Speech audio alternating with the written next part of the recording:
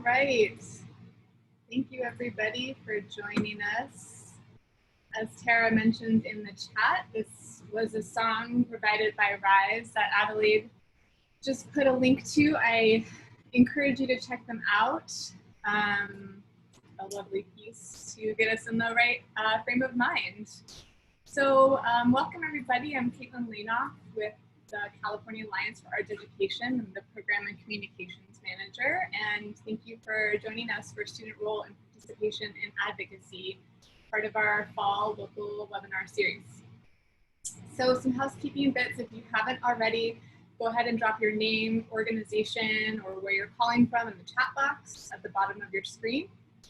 And we pulled some questions from registration. There was some really lovely on-theme questions there that we'll be addressing throughout. But if you have additional questions that come up as people are presenting, go ahead and drop them in the Q&A box. That way it helps us sort of distinguish between like what might be a positive call out in the chat or a question that you'd love to see the panelists address in the future.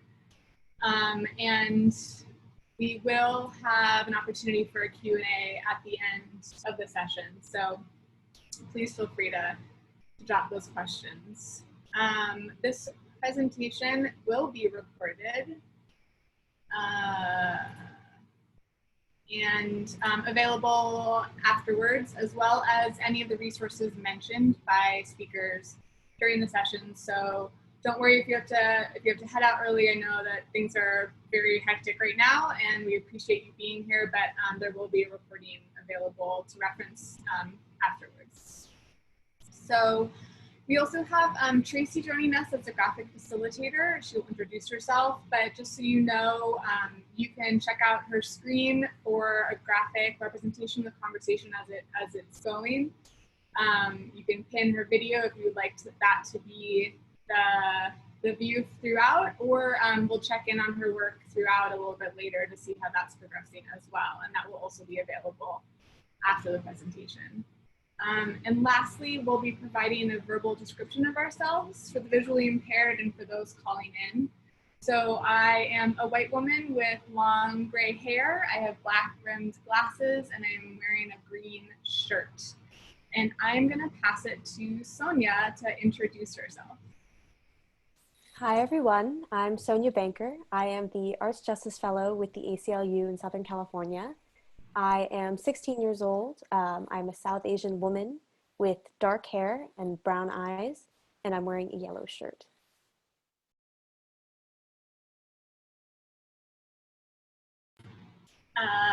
Adriana. Hello everybody, my name is Adriana Avalos. I'm a 15-year-old Chicana poet. I have brown hair and I'm wearing a black shirt, and I'll pass it to. Hey everyone, my name is Alvin. I'm 17 and I'm a senior this year from Fremont, California, and I'm one of the leaders of GenUP. I use he, him pronouns, and I am an Asian male with short black hair and black eyes, and I'm wearing a dark blue shirt. I'll pass it back to Caitlin.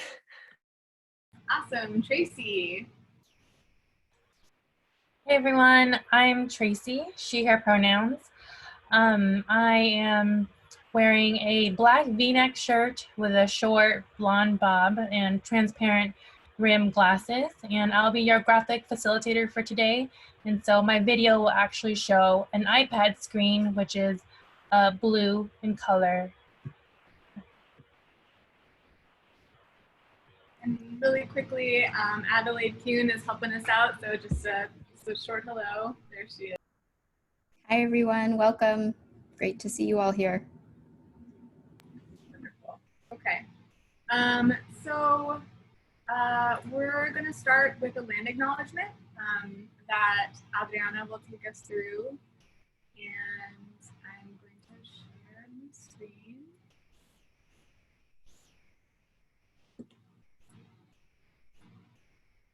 Whenever you're ready. Okay, so I believe that acknowledging our land is extremely important because we do need to realize that a lot of the land that we walk on is stolen land. And you know, the land I was born on, the land I walk on is Ohlone. And I think that it is very, very important that we respect that. We respect the land that we walk on, and to research and take time to, you know, understand that, you know, this is native land and that, like I said before, it is stolen. So there is a link that, you know, you can use to see like what land you walk on, you know, and I think it's very important that we all do that because, you know, if we take the time to kind of research and get to know where we walk, where we speak, and where we learn and thrive, then it creates a bigger form of solidarity and community as a whole, and that is very much needed. So if you could all do me a very big favor and click on the link that was just dropped in the chat, and then type the area that you're from, and then type the land and acknowledge the land that you walk on in the chat, please. So I will start. The land I walk on and the land I was born on is the Ohlone land. And that's important to realize because, and recognize because, you know, here in Richmond and in the Bay Area, California in general, like the majority of it is Ohlone land. And, you know, we tend to forget, we tend to like not notice and take the time out of our day. You know, we think that this soil is just, it was just here, you know, this soil has roots, it has home, it has family, it has memories. And if we take the time to understand those, if we take the time to reconnect and, like I've been saying, acknowledge, you know, it creates a great like connection, not only with Mother Nature, maybe with your ancestors, with your community, with your friends, with your family, with the people around you. And that's very important to do. So thank you everybody for dropping your land in the chat. With that, I like to do mindfulness and centering ourselves. I think that's also very important when it comes to recognizing the land that you walk on. So what I like to do is do a breathing exercise. So if you would all please join me. We will breathe in for 6 seconds and breathe out for 8. As you're doing this, I want you to think of one word, how you're feeling. It could be the most random word you can think of, like strawberry or sun or anything, just a random word that you're feeling, and just drop that into the chat as we breathe in together. So I'll start. We'll breathe in for 6.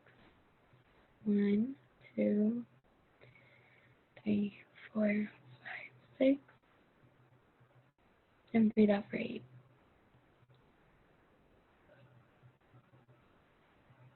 We'll do that again.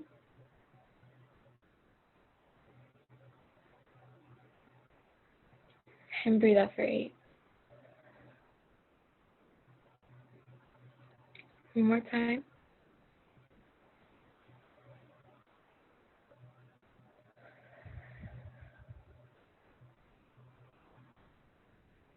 Thank you, everybody. So if I could have you please write your words in the chat. How are you feeling? How the thoughts that you're having, you know, anything that you are just thinking of is important to kind of express and let go. Being calm and centered with yourself is very important. So yeah, thank you, everybody. Thank you so much, Adriana, for sharing that with us and guiding us through that. So similarly to that, I think that a question that we received in registration really anchors this conversation in a way that frames the whole conversation, which is, why should students advocate for their right to an arts education?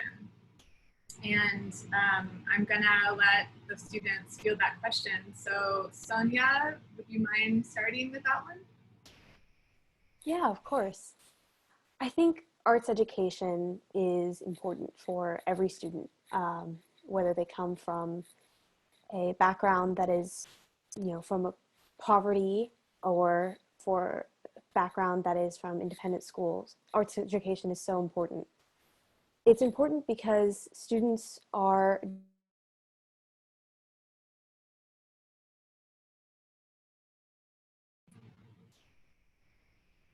Sonia might be frozen. Is everybody else moving? Yeah? Okay. Maybe we'll let Sonia check her connection. Everybody knows now that the internet is a crazy place and we're all managing with this. So Alvin or Adriana, would you like to jump in on this? Yeah, sure. I'll jump in real quick. I think an arts education to me is so important because I know people always say this, but like arts is almost like the universal language, right? I mean, I think it transcends a lot of barriers and it helps really bring everyone together. And I think arts is really good at unifying together, but it's also something that folks can really turn to for creativity, but also for solace and for relaxation. And I just think it's such a universal thing. And I think what I love most about art is it's a way to build community and bring folks together. That's why I think every kid should have an arts education. Awesome. And there's something else that ties you all together in that you're also advocates. So Adriana, do you want to talk a little bit about why it's important to have students involved in the advocacy and not just adults speaking? Yes, so it's important to have youth and students involved because if we give our youth opportunities, it kind of shows us that, we can make it. Because oftentimes as, being told, oh, you're just a kid, you don't understand, you're way too young to realize this, and that, it kind of messes with your, you kind of doubt yourself. You start to think, I'm not good enough, I don't understand this, because you're an adult, you know more than me, when in reality, we should all be given the same opportunities. We should all be, spoken to the same because we are all equal. We're still human beings, Age doesn't necessarily mean that you're more intelligent than another person. It's important to involve youth and give them the equal opportunities that, we all deserve because we're, like I said, all human beings. So I feel like if we kind of focus on allowing youth to take control, we can kind of get more ideas and, involve more people in these conversations, which, like I say a lot, uncomfortable conversations are needed for change. They're very much needed. And if you make a decision for youth without youth included on the decision, you don't know if that's necessarily going to affect them in a good or bad way because you don't have their input. That's why it's very important for students and youth in general and just everybody to be included in these conversations, especially when it comes to them and these kinds of topics. So yeah, I think it's really important that we include everybody and give us all equal opportunities when it comes to bigger conversations. Thank you so much. Sonia, thank you for dealing with that so gracefully. Welcome back. Did you want to finish your thought? I know that the internet sucks, so. Sure, I'm sorry about that. Apologies. Yeah, for me, arts education has always been about self-awareness and about community building. I've been able to meet so many new people from so many different places, whether it be around California or around the States or around the world. Arts bring people together from all different backgrounds, and you're able to share experiences and make pain feel better. You're able to help students build self-awareness.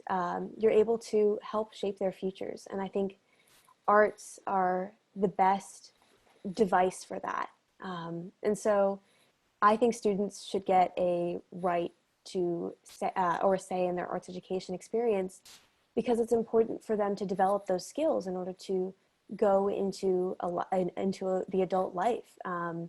And at any age, it's important to develop the skills to be self-aware, to know who you are, to use your identity to make choices about how you're going to impose greater change on the world. And I think that arts education, arts, music, dance, poems, media, they all bring people together and they all help create identity. Wonderful, thank you so much. So, as I mentioned, our panelists will be answering questions sort of throughout their presentation. I think that's a really great segue into Sonia's presentation, which really anchors asking students how they're feeling and what they want and what they need for an education in a tangible object, which we'll talk a little bit more about. So I'm gonna pass it off to you. I'm gonna share my screen so we can get started on that. Perfect. Thank you, first of all, to the California Alliance of Arts Education, to Caitlin for giving me this opportunity and for working with me. I know I wouldn't be here speaking today without all of your support. I wanted to just start off by talking a little bit about my background, how I came to be with the ACLU in SoCal, and how I really got into the arts. I began singing when I was probably in first grade. I went to my very first audition and I could barely stumble through the Mary Had a Little Lamb that I was supposed to be singing. And I was so nervous that I don't think I finished. But I was offered a spot in my very first chorus in Boston. And with them, I was able to develop these skills of learning how to work as a team, learning how to be in sync with people, and learning how to share in this feeling of happiness and of excitement, that one moment on the stage when everything feels perfect. And singing with a chorus, with a group of people, has always felt like that for me.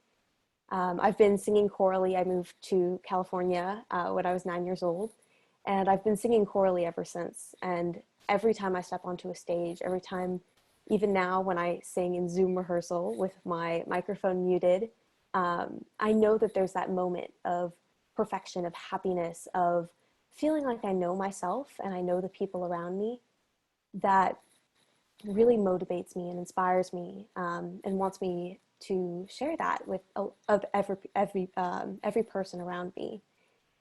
So that idea of, you know, singing with people, being in a group, was what really led me to writing emails to policymakers at the ACLU. And one, Dr. Amir Whitaker, who's here today, wrote back to me and offered me a position as the Arts Justice Fellow in Southern California. With them, I've been able to do extraordinary things, meet extraordinary people, both adults and youth. And I've been able to kind of go back to that central goal of working through this barrier of lack of the arts. And I want to provide those opportunities to people who don't have them, with the unity and solidarity that I feel in a group of singers. So we kind of touched on this question a little bit in our introduction, but I'm going to talk a little bit about why this education matters. Next slide, please. So the ACLU in SoCal, we conducted a survey during Student Mental Health Week, and we created a word cloud of some of the words that students used 2 months into COVID-19. The words that are the biggest were the words that were used most often. The words that come up are boring, sad, lonely, tired. And now here we are 6 months into COVID, and I'm sure that these results have plummeted drastically for all students. Negative experiences with quarantine. So art education right now is needed more than ever. Next slide, please. This is a table of student anxiety over COVID-19 as a part of this survey.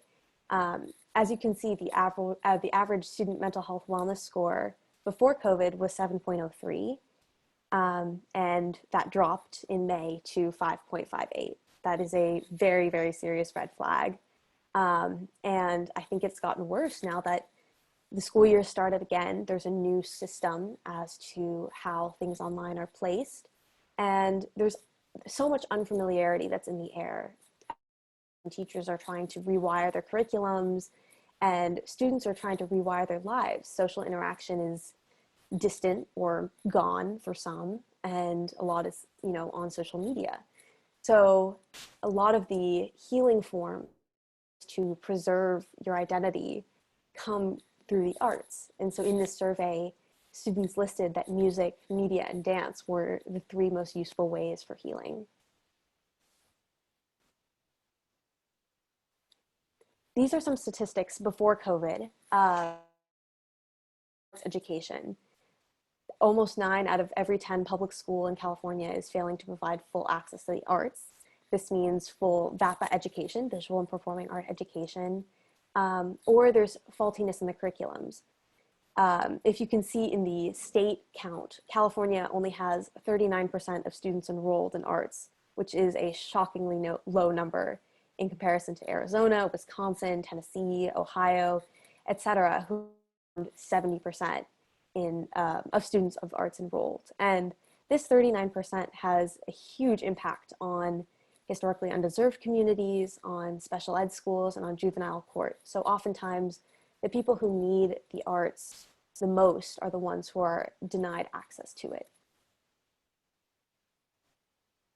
Another way that arts contribute to us and students and our mental health is because of its effect on our brains. Research shows have a really unique campus, which deals with creating new memories, with empathy, and all of the stories that the panelists and most of the participants here today have on arts are about these things: empathy, kindness, memory. So it allows for people to explore themselves. It also has a lifetime effect on youth brains. So similarly with language, young people have a better time retaining languages or retaining information when they're taught young. So this, affects your adulthood in the arts, and helps you become a more well-rounded and kind person. Next slide, please. So part of why we're here today is because students should have a voice in arts ed. We want to talk about how students can enforce greater change, and all of the people here today, all of the 3 panelists who are amazing, inspirational people, have really made huge advancements in these areas. So I'm going to talk about some of the ways that I've been trying to do some student engagement, and I know that there'll be more examples to come in this presentation. Next slide, please.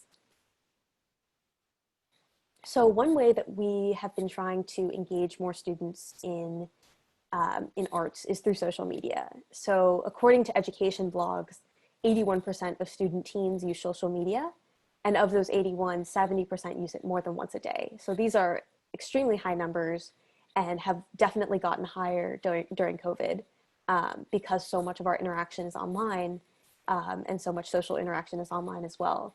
So a lot of the arts programs or the types of things that we want to do with learning through art are going to come through social media, so that we can get more student awareness, more student participation, and more student interest all around.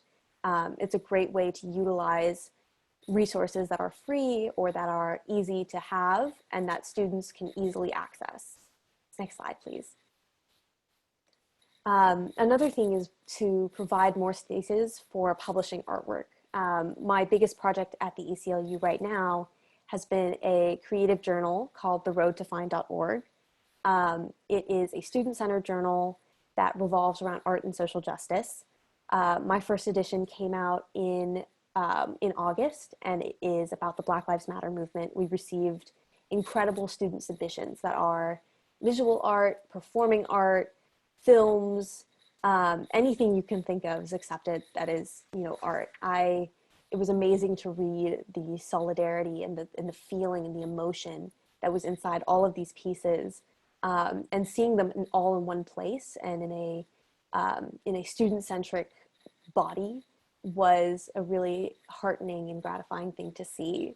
The other benefit of it is that it benefits for student artists who are very serious about their art and want to have work in a portfolio.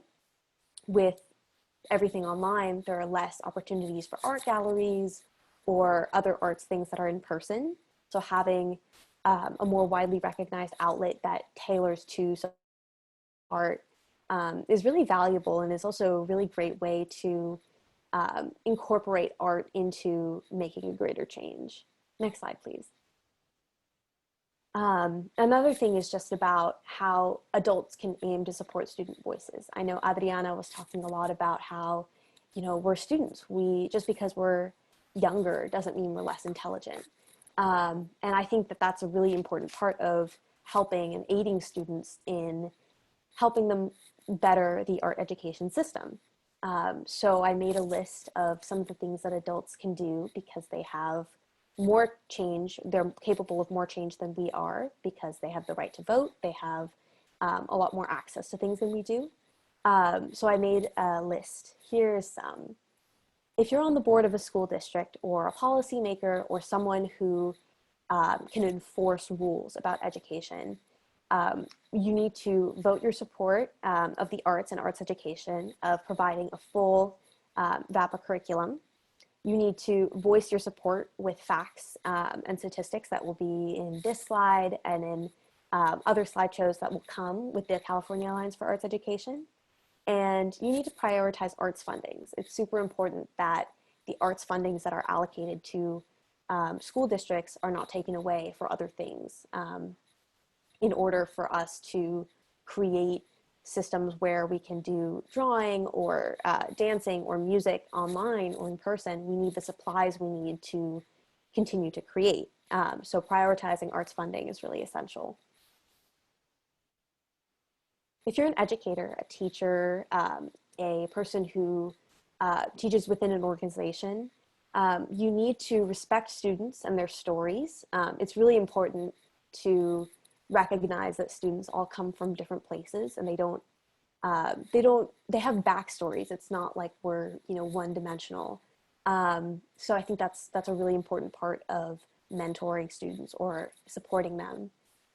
Creating a safe space for learning and encouraging culturally responsive work. So work that feels like it's encouraging a greater message, or work that feels inspiring and respectful. If you're an adult just within the general public that is here, that is listening to this, first of all, thank you for coming. I know that most of the people here are with arts organizations, and that's great, but it's so important also that we continue to spread outreach, that we can affect the people who don't know a lot about what we do. So thank you for being here today. It's really important to vote in elections, in helping this government and this world and this state become one that really supports organizations and supports the arts. Volunteer in your respective communities. So that could be with arts organizations in your area or with schools or anything you can do to volunteer.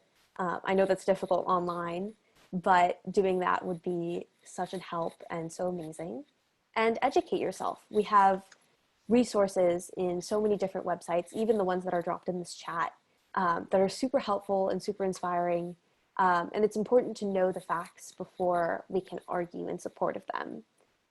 So I think being educated on why arts are so important and why students need to have a voice in changing the way that the arts education system operates is a really important part of creating this step towards harmonious arts work in schools. Next slide, please.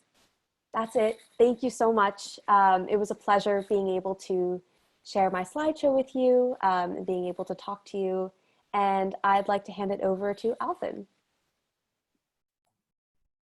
Awesome. Thank you so much, Sonia. Alvin, I'm just going to take a second here because I think there, obviously Sonia raised a number of amazing points that hopefully we'll get to talk about later, but I also wanted to just touch base on the fact that we are in this virtual world. And so things are looking a little bit different. And I don't know if any of you have had experience with art education in this virtual world, and does anybody have like a positive experience that they've had, or maybe even the reverse, like a negative experience that you can think of some ways that that could be improved on? And yeah, I know I was going to address people, but this is sort of a general topic. So I don't know. Is everybody getting an arts education currently through their schools?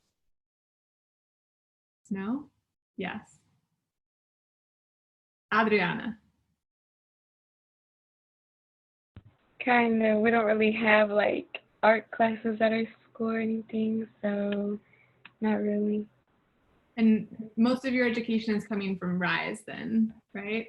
And the Yes, it's mainly from RYSE, which I'm very thankful for. Yeah, yeah. How about you, Alvin?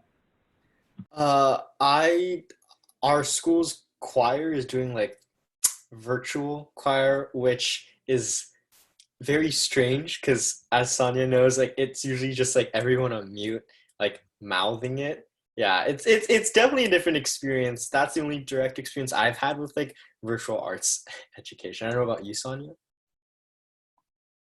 Yeah, yeah, virtual choir is a very strange world because when you sing on Zoom, 40 voices at once is just a pile of overlap, and the clash is terrible.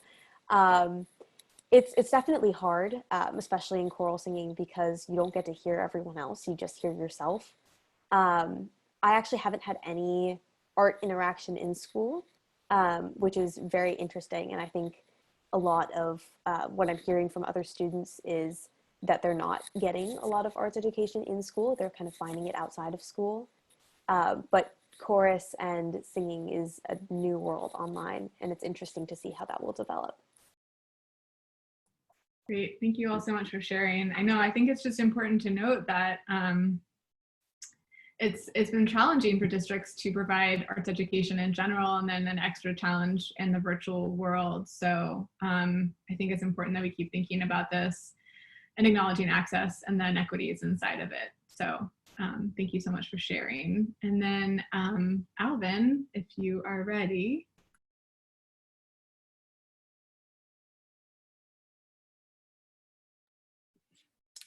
So hi guys, my name is Alvin, and I'm one of the founders of GenUP, and I'll be kind of talking today about sort of an add-on to what Sonia has already built, which is how we can really get students more engaged in their local education policy, and how they can leverage kind of advocacy and organizing to actually get arts education justice in their local communities, and examples of that. So for me personally, I got really passionate about education policy, specifically kind of around the end of 7th, beginning of 8th grade, because growing up I had a lot of personal runs-in with education inequity. And so the first time I think I went to a board meeting was actually it was in 8th grade, I think, and it was about like free and reduced lunch. So I've been going to board meetings for a while now. It's become like a passion of mine. I just love driving up to board meetings and submitting public comments, if any of you guys have attended school board meetings before. And I've just seen firsthand these last couple of years how powerful students are at cutting through the noise when it comes to education. I mean, education is a very crowded field, to say the least, and there's a lot of different advocates and stakeholders, but you'll see time and time again, students are the ones that are really able to cut through the noise and best carry that vehicle of change through. Next slide. So GenUP, we're a statewide youth-led coalition of students from across California, and we focus on passing education policy as ways of education advocacy. So we have kind of this two-pronged approach of advocacy, which is the idea that in order to create real political and policy change, you need to do two things in your community, and this is on any level. You need to have the ability to utilize existing institutional pressure, and you also need to have grassroots advocacy. So it's kind of like people power plus the combination of that existing institutional power. So the idea is that our chapters, which are delineated by school districts, really serve as this kind of community engagement organizing arm that really serves as this body that really organizes students together collectively around causes. And the institutional side is actually student board members who almost serve as this direct connection between the students and the actual Board of Education. And the idea is that if you can get student board members to work very closely with students from across a district in a cohesive organizing body, then you can really push through some real tangible change. So that's kind of the two-pronged model of approach for GenUP. So here are some examples of student leadership and student success kind of using this model. So the first one is the California Student Board Members Association. So this was kind of created, and actually you guys will hear more if you attend the next webinar as well, where you're actually going to have the Fresno Student Board Member Josh, who is also part of CSBMA, talk more about those student board member rights. But with the California Student Board Members Association, it's an active network, an organization of student board members from across California, and it serves several purposes, but the main reason is really to enable and empower more student board members and how they can better advocate and fulfill their positions. So one thing that's being developed is kind of in-house student board member curriculum. A lot of student board members, when they're put in their roles for the first time, they're not like actual school members that are newly elected. They don't have like guides they can read that teach them about how to best serve the roles, right? They're kind of just thrown into this and they're like, what the heck is going on? And so this guide, kind of curated by other student board members who've actually been through what they've been through, is going to be more helpful. And I think the long-term effect is the better equipped, engaged, and prepared student board members are for their position, the better and more adequately they can represent student voices and push for student voice on school board and in local education policy matters. So other works that we've been doing are kind of schools and communities first, as well as Students for Education Equity. So this was kind of put together and mobilized right after kind of COVID happened. And as you guys know, there was kind of that big question of whether education was going to be cut in the most recent California state budget. So we kind of organized and brought together kind of youth organizations as well as kind of student board members from districts across California and just student leaders to kind of organize and do a lot of advocacy work to our local state legislatures to really let them know that we really didn't want to see K-12 education cut. So it was a very powerful combination, and through that work, we were able to see how well electives really responded to student voices and student concerns. And I think electives are very receptive to it, and I think, again, like what I said earlier, students are very good at cutting through that noise. Some other work is kind of the state seal for civic engagement. And this is something the California State Board of Education recently just passed in their September board meeting. And it's an award that will essentially be given to any students in California. It's a district opt-in choice, and it's basically open to anyone. And all you have to do is do some form of, demonstrate some form of community service or civic engagement in your community. So that can be anything, whether that's, registering to vote, encouraging your friends and family to register to vote, right? Volunteering and signing up to be a poll worker. And the idea is that this is really aimed at getting students more civically engaged, and student voice was really a main driver of this seal. So this is another example of how students can really push for tangible change. This other one is the Student Bill of Rights. So this is a more direct example of kind of, organizing along with student board members. So some of our chapters across California came up with the idea, and they basically worked with their student board members to kind of create and develop a board resolution, kind of a Student Bill of Rights. And the idea was that this would really be a way to kind of empower students, but really serve as a way for district to recognize the importance of student rights and student voice in an education system. So we kind of piloted it in Los Angeles and San Diego, as well as Fremont. And so now we're kind of transitioning that into other folks. You can learn more about the sample language in the document that has been sent to the Zoom chat. So this is a direct example of how kind of students organizing at board meetings and organizing students across their district along with student board members to create these tangible resolutions. And that's a perfect example of how the two can work well together to create real change. So what can adults do, I guess, to really support students and motivating students to get involved in education? There's a lot of things. I think, honestly, our education system would really be in a much stronger place if, students really spoke up, but also if the folks that really had the power really listen to student concerns and student input when they're making their decisions. There's a lot of simple things that, we can really do. For example, right, even legislation when it comes to it, supporting legislation that focuses on empowering student rights. The perfect example I can think of is AB 261. This was a bill that before Thurmond became state superintendent, when he was still in the California state legislature as an assembly member, he passed something called AB 261. And this was a huge deal because basically what this law said was, if your district has at least one high school and doesn't have a student board member position, any high school student in that district can start a petition. And if a certain amount of signatures are met and they submit it into that district, the district is legally obligated to actually open up a student board member position.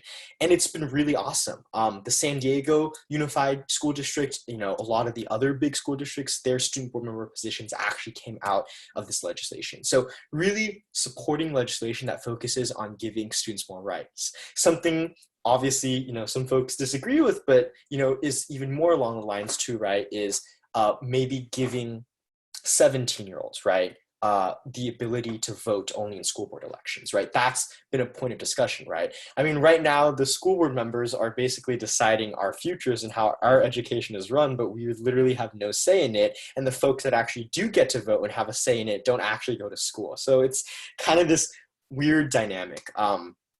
So that's an example, supporting legislation. Another thing is creating kind of organizational structures to help students become engaged advocates and understand California's education system. So something that's really important is really building that student leadership pipeline. And so what that means by that is in order to get students engaged in education, it kind of goes in several ways. First, kind of education on how our California education system works, what are the dynamics of it, and then B, how do you translate that knowledge into tangible organizing change in things like becoming a student board member or becoming a local education justice organizer, right? And the way to do that, an example of that, for example, is, let's just take a student and they'd begin with kind of education, how our education system works and how to get involved in it at an early age. After that, maybe freshman year, they become a student member on their local site council. And 10th grade, they become the student board member on their local school boards. And by 11th grade, maybe she or them becomes, the student board member on the California State Board of Education. So creating that pipeline and that pathway for students to actually get the experience to better advocate in such a complex kind of education landscape and dynamic. And other simple ways, and I know Sonia even touched about this, is using your vote, right? Really proactively strive to include student voices in decisions. What does that mean, right? When you're looking at school board candidates, I mean, this is a perfect time to test it even in this upcoming election year, right? Look at candidates' platforms, visit town halls they may host and even ask them, what is your plan to better include student voice if you're elected as a board member, right? Vote for candidates who support student voice. Vote for legislation and ballot measures that support student voice. So one great example of that is Prop 18 in this upcoming November ballot. Hold local school districts accountable in creating student leadership groups, right? If this district doesn't have a student board member and you're part of the district, maybe talk to the district about why they don't have one yet. Maybe create a superintendent advisory council. If it's a local, even if it's just, whether you're a teacher, whether you're an educator, whether, you're an administrator, you can all have your own little mini student advisory councils where you're proactively connecting with students and hearing their thoughts and inputs on your decisions and creating that really kind of collaborative relationship. And so those are kind of examples where you can really proactively strive to include student voice. So being really meaningful about including student leadership and student perspective in your decisions and the decisions you make. And the last thing is kind of the pathway. So adults should really support students' involvement in California's education system. We should equip them with the skills necessary to become change makers and informed citizens. And we should connect student leaders kind of with a two-pronged model of impact to create positive change. So getting them involved early on how to become organizers and advocates in their local school district. And so specific examples of what that could look like is, educating students on how to become advocates to the school board successfully. Or, one thing prior to that is maybe just educating students about how important, the school board is and how important it is to get involved. And why student participation and advocacy at a school board / district level really creates change. And at the end of the day, if students can become more engaged and better leaders and much more involved in their local school district, you're going to see a whole host of education issues, I think, really go forward to the better. When it comes to addressing education equity, when it comes to the very important topic of arts education, right? When it comes to civics education, all of these things, if there was a much better intentional, pathway to really include student leadership in these decisions, then you can really, I think, see some more forward-thinking positive change in districts, across California. And the hope is that at the end of this, it's really a cultural shift.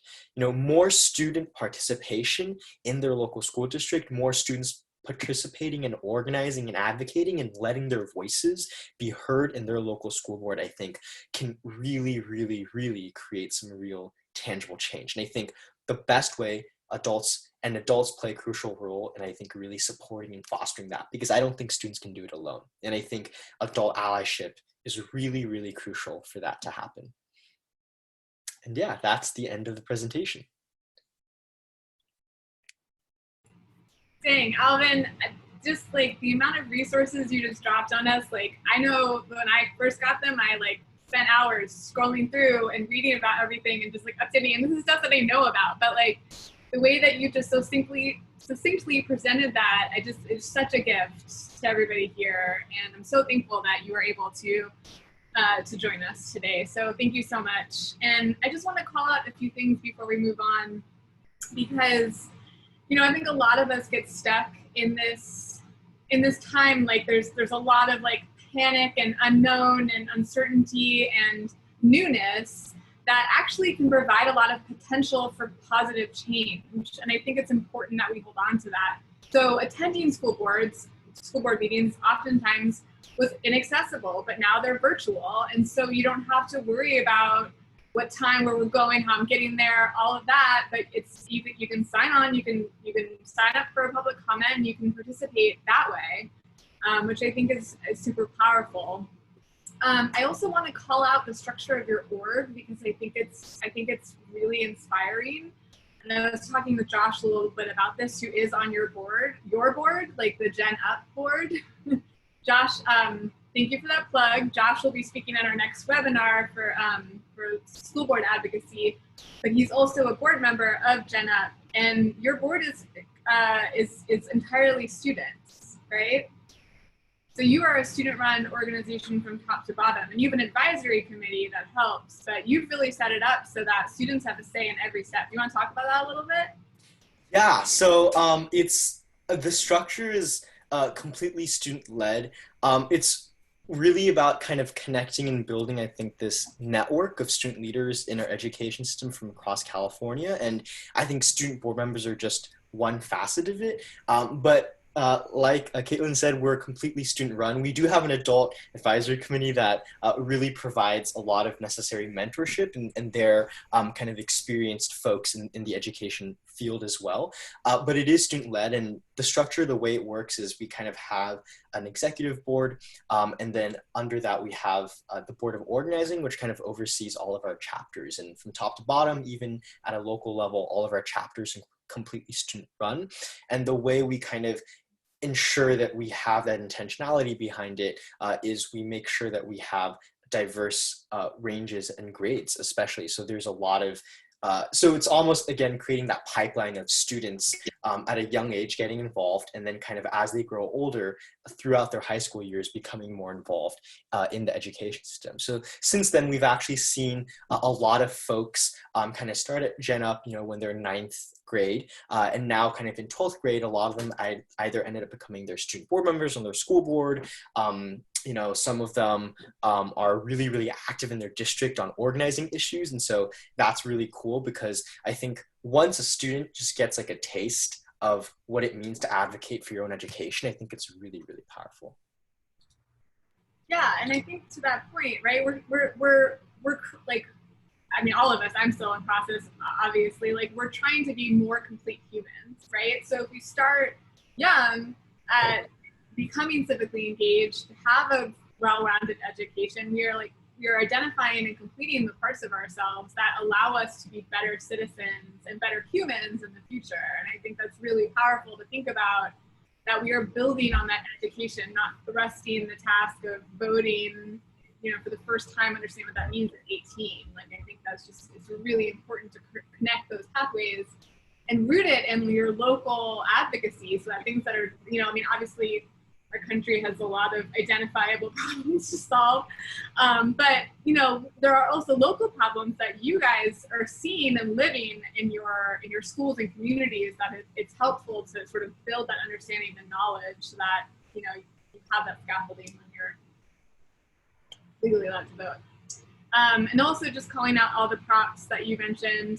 The California Alliance is really excited to announce our endorsement of those as well. So we will be joining the endorsements of Prop 16, 18, and 15, and more information on that to come. Yes, so excited. Yeah. Go ahead, Alvin. Oh yeah, I was just gonna, sorry, last thing, one final little example is, I'm sure a lot of you guys are familiar with the bill AB 331 that would make ethnic studies a high school graduation requirement. So we've been doing a lot of organizing work around that. And I remember specifically about a month ago when it was actually, when they were revisiting the bill, and the Senate Appropriations Committee was actually voting on getting it out. The vice, I don't know if she's the vice chair, she's a Bates, and she's the Republican state senator, and I think she's in like the Capistrano area. But anyways, she was planning to vote no. And I remember what we did is we ended up organizing a bunch of students to spam their office and set up a meeting between her and the students in her district, as well as actually the student board member of Capistrano Unified. And actually after that meeting, we didn't know what would happen, but on the day of the vote, she actually ended up abstaining instead of voting against that bill. So that's a perfect example of how student pressure, I think the electeds in power are really scared of students, when they stick together. And I think, we got to make sure our voices are heard. So that's just another great example of how powerful students can be. Absolutely, and power of organizing and collective action, right? Like collective movement moving us forward. So yes, thank you so much for sharing that last example. Adriana, I'm so excited for this. Let me share my screen so you can give yourself an introduction. There you go. And do you want to just do a quick intro, and then I'll go back to your video? Yeah, for sure. So my name is Adriana Avalos, and I'm a 15-year-old RYSE youth member and a Chicana poet. I am an activist, but I'm an artist, and my form of art is activism. So I just use poetry to get that across. So yeah, today I will be performing a poem titled Protest. So thank you for having me. I wear my skin like a protest. I wear my body like a showcase because that's what you think of me. I'm not there to touch, I'm there to see, just as every human being to the naked eye. Why must it be sexualized? Why are people getting killed for the color of their skin? Is it because you wish you had their beauty? Their essence, one of a kind, can't get that shit off your implicit mind. I want justice. I wear that on my tongue because when I speak it, you have to listen. Don't pretend. We all know that fake smiles trick your brain, but they don't trick us, because we know when you say Black Lives Matter, we know you really mean, oh shit, a death caused A death actually caused the riot this time, so I have to pretend I care. When I say justice for Vanessa, I mean justice for all women who were murdered and raped and skinned from this judgmental society, brown, black, white, the three colors which trickle into many. Our blood drips down and you can't tell which it comes from. Our skin, a mural, a masterpiece created by God, we flourish. Community united, we will never be divided because brown bodies made sure the U.S. troops had food to eat during World War II. My hands calloused, my mouth dry, sunburnt, but I keep working. I am my ancestors. From Mexico we came, now I am their daughter. I represent my parents. A child of immigrants, I'm not a minority, I'm not a statistic, I am a life, and a powerful one. I am a Chicana. You wish you could take me off this land, say go back to your home, this is it. You stole it from my people, tricked them into thinking you cared. We offered you a place and you gave us a green card. We have to suffer to enter our home and you live here for free. I am illegal on your supposed land, yet in mine you're just a plane ticket away with a hotel. You're just a plane ticket with a hotel away. Yet my children are in your cages. I wear green, white, red like it's my skin because that's my protest. Thank you. Thank you, everybody. So, yeah, thank you so much. Thank you, Adriana. That was incredible. I feel like I need a beat here, so I'm going to take it. Yeah, snaps for sure. Okay. So I'm going to share your next slide and you can talk a little bit about it. I loved that your intro was, my art is activism, right? And that is so powerful to think about, that that's your art form, is your activism, and poetry is the language that you communicate that through. So I would love to hear a little bit more about that. And let me share my screen. And on to the next. Here we go. So when it comes to what are the best practices when it comes to showing up as an adult accomplice for youth who are leading community change, I feel like as an adult ally, you have to kind of, you know, an ally is somebody who's there for you and kind of, you know, like you show your support and, you know, you can, for example, like you can say, good job, you did amazing, but an accomplice is kind of getting to like the level of understanding and kind of, you know, working and helping, but also like, you know, doing stuff behind the scenes and, you know, not just doing it for the youth. Like you don't do this stuff for the youth. If you want like an adult to be a proper accomplice, to like genuinely assist the youth, I feel like the biggest form of helping is actually taking a step back and allowing us to, you know, have our own experiences, have our own opportunities, because we all deserve equal opportunities, because believe me, we work really hard for, you know, the things that we get, and, you know, everything that is given to us is because we work hard for it, and we deserve that. You know, like if you're going to support a student or just a youth in general, it's important to kind of let them explore and, you know, kind of expand all of their experiences, because, you know, if you do all of the work for the students, for the youth, you don't let them get any, you know, new ideas themselves, because you're constantly giving them a bunch of suggestions and not allowing them to kind of flourish on their own, you're taking away from the opportunity. You know, you're doing it for the youth. You're the one who is kind of just doing the work, and that's not how it should be, you know? Like, we are very capable of, you know, advocating for ourselves, advocating for our friends or our family. And, you know, like I said previously, like being a little bit younger does not take away from what you know, and like the experiences you should receive. So I think it's important for adults to realize that and to kind of let us be sometimes, you know, instead of, you know, constantly breathing down our necks and telling us to do this a certain way. it's better for us to learn on our own. So when we get out there by ourselves, when we are, 18 and above, when we're able to do all of these things, so we know what to do when it comes to like certain issues. And, because if we're so dependent on adults showing us how to do these things and doing these things for us, we will never really get to learn on our own, which I think is very important that we get to do. We have to kind of get our own experiences. Obviously, if, obviously we're going to need some help sometimes, and that's when adults come in like allies and such. But a lot of the times, I believe it is just important for us to kind of explore on our own. And yeah, so what it looks like, yeah, so I kind of touched on that. But I feel like by you taking a step back is kind of, let's just say like a performance, instead of saying my whole introduction for me and my poem title and, saying all of these things for me, kind of allow me to say these things for myself. This goes for all youth, I'm pretty sure. I don't think we like it when people are so like pushing and telling us that if, we have to do this a certain way, and like we don't really get to learn our own way of expression because we kind of develop it from the way that the adults are telling us, like the same thing when it comes to teachers.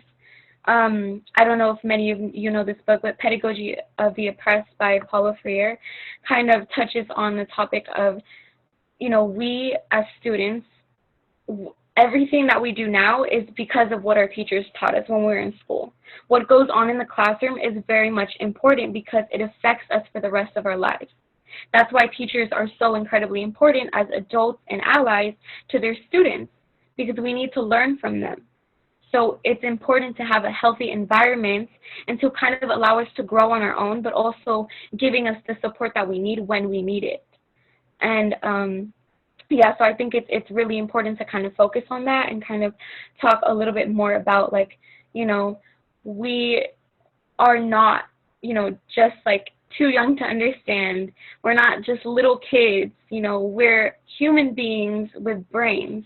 We can talk, we can think for ourselves and advocate for ourselves, like I said before, and I think it's important for adults to realize that. And another thing with opportunities comes properly compensating youth. I know I've had plenty of experiences where I would do a performance and I would not get compensated properly because they assume since I'm a youth, I do not need that money, or I do not need, whatever they were going to give me. When in reality, we work just as hard as the next adult. We work just as hard, sometimes maybe even harder. We have to balance school as well. We have to balance all of these things kind of in one, and it's hard. I'm going to be honest, it is very hard. And, I'm not saying we need a whole pity party because we don't. Youth are not, like, I don't want to be given an opportunity because you feel bad for me. I want to be given an opportunity because I worked for it, because I earned it. And I think that is so important, like, to be acknowledged, like, just because I write poetry and, yeah, I love performing it, that doesn't mean that, you could take advantage of that because I'm younger, because I'm 15, because I'm a Chicana, because of all these reasons that should not matter. I'm not one to be, if you don't want to pay me properly, if you don't want to pay me, then, that's not okay, because that is showing our youth that, kind of their work doesn't matter because they're not being compensated properly. They're not being told that, you worked hard for this opportunity. They're not being, appreciated and, acknowledged for the hard work that they do and, all of these things that they accomplish. So I think it's very important that we take the time to, at least say thank you, at least like tell our youth that we're proud and show them and allow them to experience all of these opportunities that, we do earn. So I think it's really important that we do that. So yeah, thank you so much.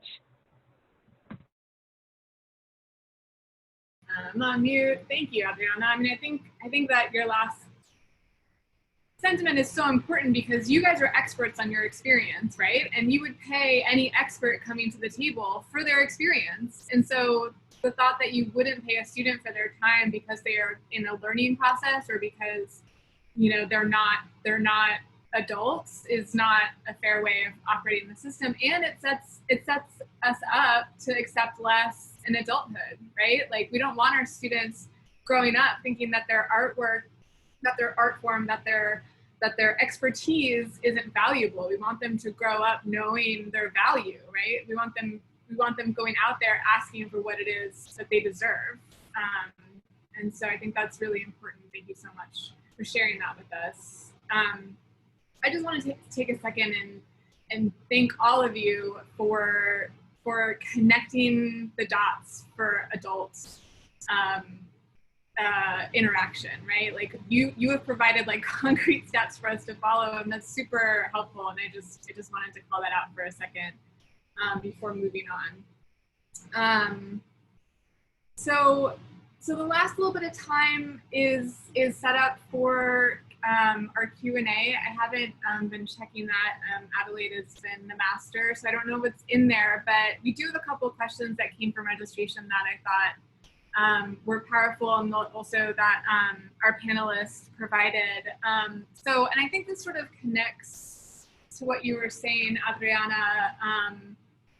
But what is your, so this question that we can start with Adriana is, what is your definition of solidarity? And how, do you have an example of how that's shown up in your life? So my definition of solidarity is being there for each other, not in a way that is just like, you know, a transactional relationship, but in a way where sometimes if the other person isn't responding, you have to reach out a couple more times to make sure that they're okay. You know, solidarity is not just being like, I do something for you, you do something for me, that's our only relationship. No, solidarity is family. Solidarity is being able to trust the people around you, but also be able to agree to disagree in a healthy way. You know, instead of, you know, attacking the person, attack the idea and work it out with the person, talk it through, and be able to kind of get on a level where you both understand where you come from in order to have a proper conversation about it. Because like I've said many, many times before, uncomfortable conversations are very much needed for change because change starts with solidarity. The only way we can properly end the majority of these issues is if we have solidarity. You know, if, you know, a lot of the times how solidarity has came up in my life is with RYSE. You know, me having a real relationship with, you know, the RYSE members and RYSE staff in a way where they are very supportive and they reach out if you need help. They assist you if you need help. And also letting you know and kind of telling you that it's okay to say no sometimes. It's okay to, you know, kind of decline a offer or anything of the sort, you know, because there's a lot of power in that. There's a lot of power in saying no and, you know, kind of taking time for yourself, such as self-care or like mindfulness, like we did the breathing exercise. It's really important, and I feel like that also contributes to solidarity in a way. And just showing up and being there for the people around you is very much important and very much needed, especially right now. So, you know, even though we're in a pandemic and everything and stuff like that, we don't have to be there in a physical space. Being there for people, even just a FaceTime call, a phone call, a text message, maybe even a post, you know, just as long as you're there for the people around you. You know, it's not always you have to expect something back, because the majority of the time you're not going to get anything back, and that is just part of it, because, you know, that's a real relationship where, you know, you can go days without talking to someone but still be there for each other and still know that you have each other's back. So I feel like that's kind of my specific definition of solidarity. Thank you so much. Sonia and Alva, I noticed you both nodding during this. Sonia, do you want to talk about an example of solidarity in your life? Sure. I think Adriana really hit the definition spot on. one example that kind of comes to mind for me was my choral group.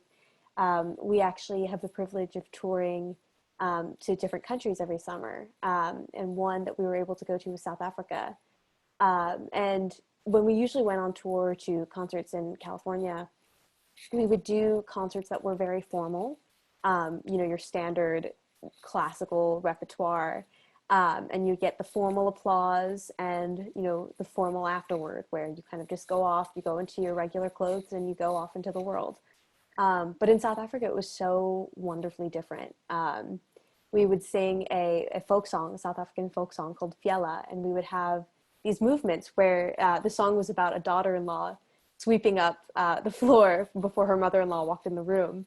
And so part of the movement was doing a sweep, and it's part of the song. And the first time we performed it, the entire crowd stood up and did the motions with us. And they would scream and shout and clap while we were singing at the end of our singing. And they would be so excited that we would sing it again and again and again. So that the concert wasn't really a concert. It was just a social interaction. It was solidarity. It was all of us coming together in song that we had learned for them and that they knew and they performed for us. And that moment of having people who you don't know at all, who were watching us sing and who would sing with us, was a moment where I just felt so connected to the people around me and to the culture around me. And that was just a really powerful moment of solidarity for me.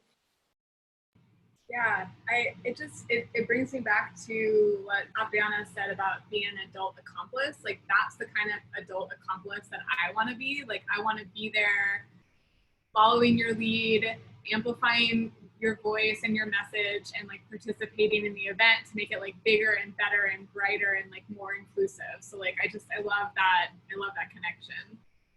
Alvin, did you wanna offer something here?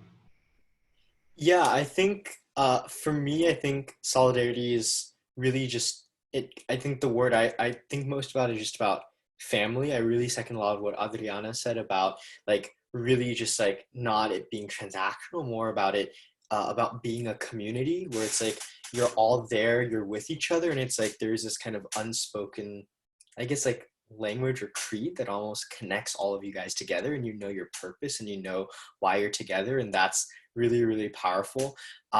For me specifically, like I'm sure like if any of you have like been to like some sort of protest or anything, like when we did like when I participated in like a sit-in, it was at our local board, and when everyone was kind of linking arms, I think that was really powerful. And I think those instances in general are so powerful because like you don't know who the person next to you is. Like chances are you don't know their name, you don't know where they're from, you don't know their history, but you just feel so connected with everyone in that moment as a family because you know you're all there for kind of this collective purpose, for this like greater purpose. And I think that's so powerful. And to me, I think that's solidarity.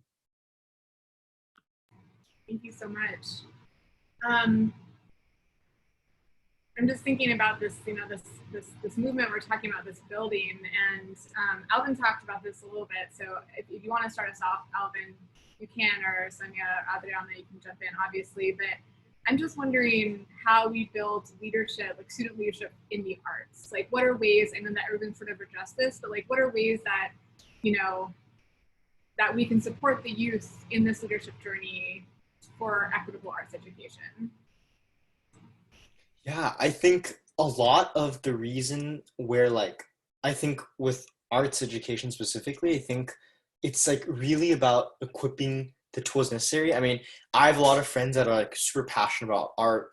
Our district is literally always defunding art all the time. It's like the first program in a lot of districts, right? It's like, what's the first program to go? Oh, I know, we gotta keep science, we gotta keep English. Oh, but we're just gonna cut art. Bye-bye choir teacher, bye-bye art teacher, and it's really sad because it's like they don't understand how important it is. And I think we as students, again, have that powerful role where we can really make sure that they understand how important art is to the students. I think anyone can be an advocate, anyone can be an organizer. I mean, it's so simple. All you have to do is show up to a board meeting, submit a public comment, for maybe like a whole month, show up to every single board meeting and take every opportunity you have to speak. That's what, advocacy and organizing at its core is. And I think there's like, just from my own personal experience in general, if all of the friends I had that were really passionate about arts translated that passion into advocacy and turnout at board meetings or board things like that, I really think that the board would respond a lot more differently when it comes to more arts funding, when it comes to equitable arts access. And I think if there's a way, or if we just actively strive to teach students and folks to be more proactive in advocacy in their local school district, I think that's a really powerful start in terms of addressing equitable arts education.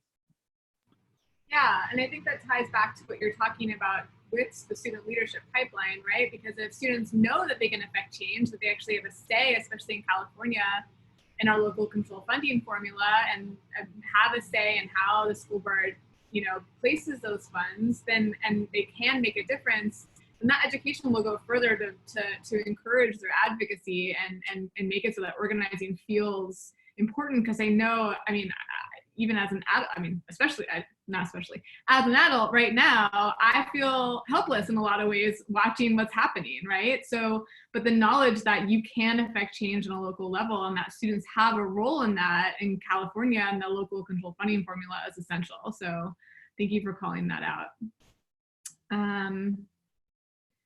Who next? Building leadership, Sonia? Sure. Yeah, I've been thinking about this a lot. I think with a lot of what Alvin and Adriana are doing, it's all about building a network and expanding outward and outward to create more awareness. So with the ACLU, I actually recently founded an Arts Justice Council. There are 12 to 16 of us right now from all across California, Santa Barbara, Santa Cruz. I come from San Francisco, LA. And so all of these students have a really unique take on each kind of region of California, what their school boards are asking, and how they're different, how they're processing arts education differently. So this kind of cohort or council, we've been working on organizing mental health check-ins for schooling. We've been trying to find online resources or webinars or other just current events resources, because I found that a lot of students did not know a lot about current events. So kind of keeping up to date with what's happening right now, especially in a year like this, was really important. So I think it's all about, taking the students who are passionate about the arts, having that soul that's, driving the work, and taking that and expanding it to more and more people, and taking that heart and giving it and sharing it, kind of creating this form of solidarity to drive these greater changes, where you can go to board meetings and you can have done the preliminary research that you need to go into that board meeting with knowledge and with substance that you can take to speak out, or to write a comment, or to get your voice out there. So I think it's really all about the heart coming with the education, coming with the networking. Yeah, I love that. And it sort of joins into what Adriana is saying, right? Like, you have artists that have a lot to say and they have a lot of passion.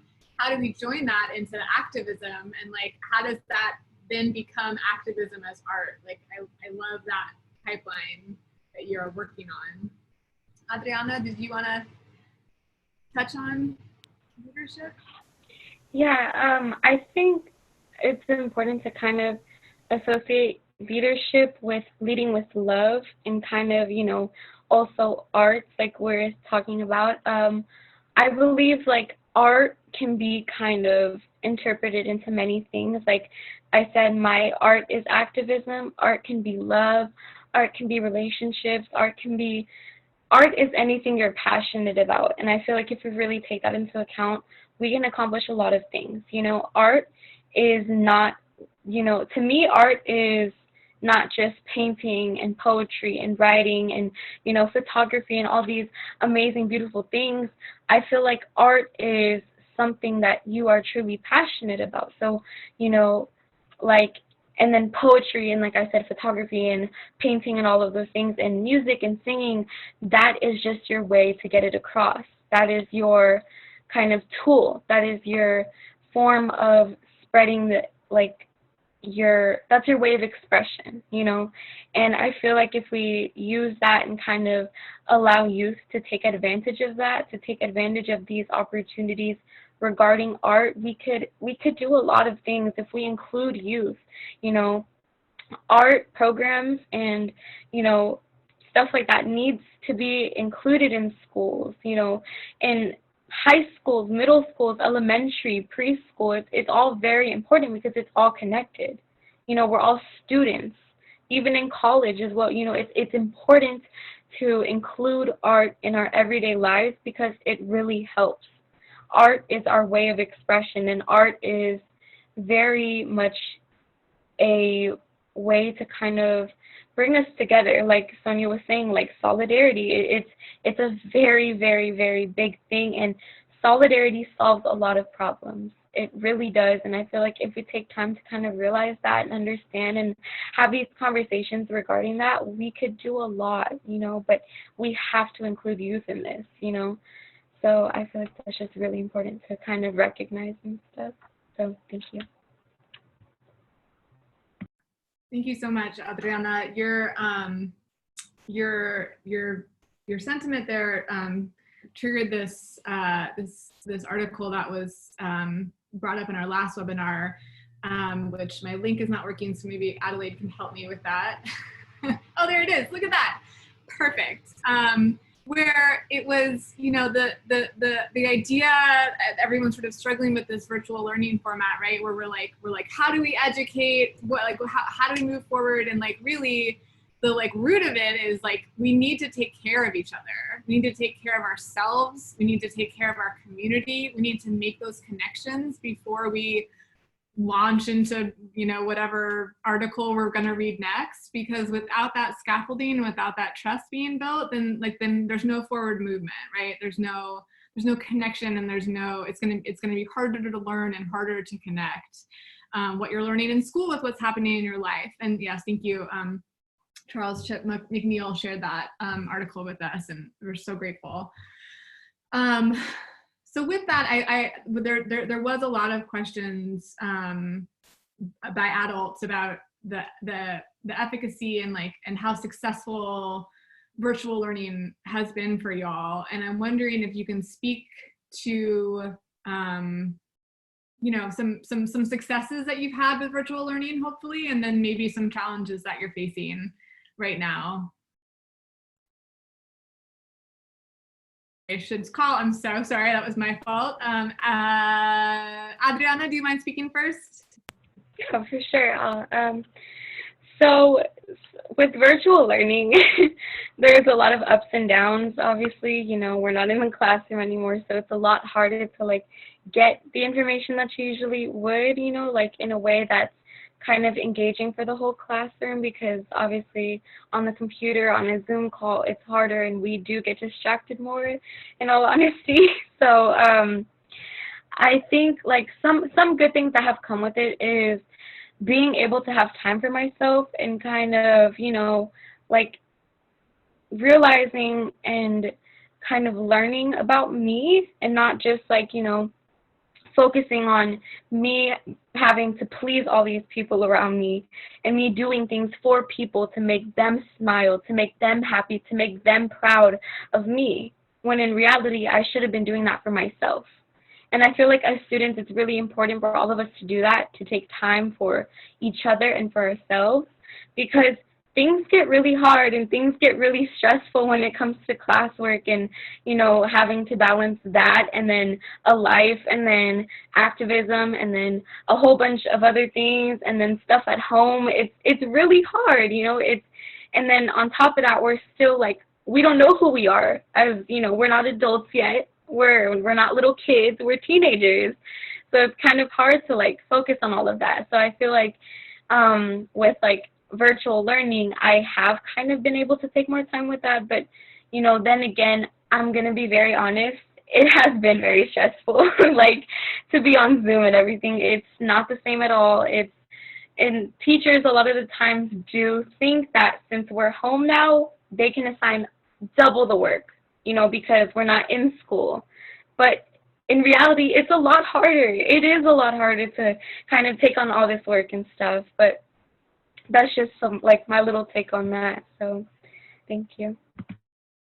Yeah, thank you so much for sharing. I mean, I know that we all are at a point, like we're at capacity right now, right? Like I know I feel overwhelmed all the time because even though things are easier, like I'm not driving as much and there's not like, you know, like plan out all of that stuff, getting to and from, it's just like, this is not how I want to connect with the world and with people. This is challenging. And so thank you so much for sharing that. And I know, I see that we're approaching time. And I just want to, I would love for Sonia and Alvin to address this as well, but I'm going to spotlight Tracy's work real quick, just so that we can get a bigger view on it. So Sonia, if you want to go next, and Alvin, you want to close this out? We got about 2 minutes, but obviously I'm happy to hang for however long. Cool. Learning, share benefits and challenges. For me, one positive has been connecting with my family more. It's while it's hard to have 4 people in the same house, it's also really lovely because I've been able to play games with them. We've been able to read together, and it's been a really nice time being able to spend close time with my family in a way that in normal non-COVID life I wouldn't have otherwise. Another thing that I really, really enjoy is, the ability to become more independent. Kind of like what Adriana was saying about like, how do you develop yourself and your awareness? And you kind of also have to learn more academically because teachers are giving you more asynchronous work and less synchronous time because they want to avoid you being on the screen. So I think, being able to develop your own emotional and physical and academic skills in a setting has been great. But downsides kind of are lack of social interaction for sure. Screen time is crazy.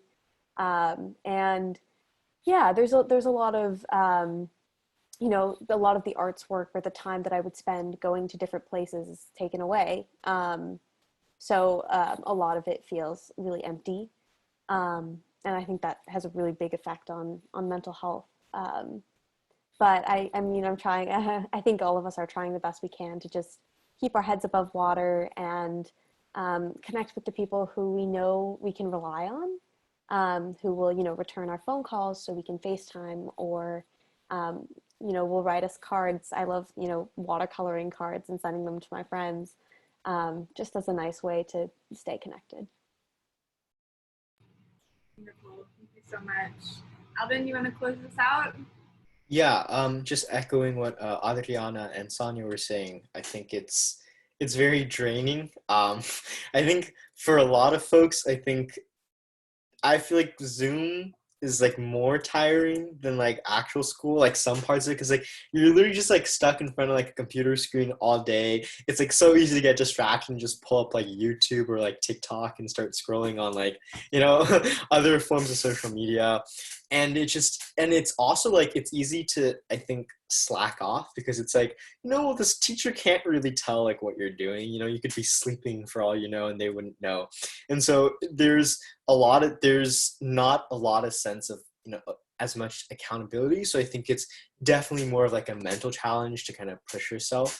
But I think everyone's really trying their best. And I think I personally like virtual learning a bit more in certain areas, just because like I think it takes like the pressure off of school and makes it feel more like you're learning this content in your own time because you're actually passionate about it, versus just like we're throwing this at you and you're kind of forced to learn this. So yeah, I think it's like a mixed bag of emotions for a lot of people for virtual learning, and I think it has its pros and cons. But for students at least, I definitely think it's very new and uncharted times.